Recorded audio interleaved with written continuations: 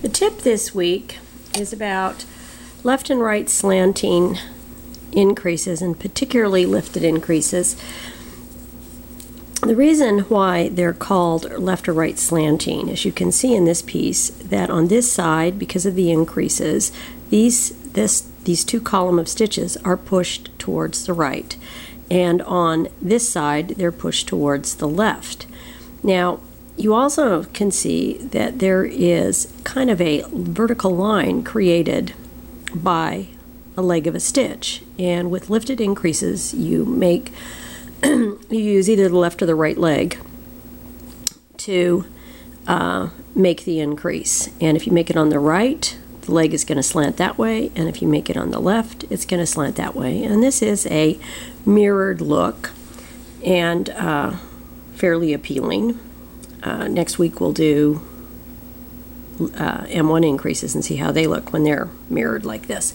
Now, I also worked up a swatch where I worked the left slanting increases on the right side of the work and the right slanting increases on the left. And you can see that you get pretty much the same effect. You get the two columns of stitches that are slanting to the right and the left. But the difference is on this side where I've done the right, I am getting a fairly graphic vertical line. But on the left, where I've used my left slanting increases, it's kind of not quite as nice looking. So it's probably better, get them side by side, if I'm doing this, to work the right ones on the right and the left ones on the left. Now you can see that the leg of the stitch that has been elongated is still elongated, and it's kind of sticking out on this side. And it does give kind of a graphic effect, I guess, but typically you don't see these. Now I'll briefly show you the lifted increases just to remind you of how they're worked. And as I said, traditionally the right is going to be on this side and the left is going to be on this side, but as you can see from those examples, you can switch them around. By the way, increases should always be worked one or two stitches in if the piece is going to be finished. If you're going to be picking up a picking up stitches on an edge or seaming it, increasing can in the first stitch can make it difficult to see where to place that stitch. Now I've got my that's my text message alert. Just ignore it if you can hear it, because I'm going to.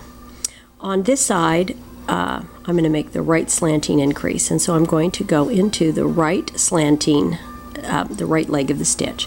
And I could lift this up on my needle and then work it, but I find it just as easy to insert my needle into that increase and then work the stitch itself. And then I'm going to go over to the left, and the left ones are always more tricky, and I've done lots of videos on these and you may want to look at them.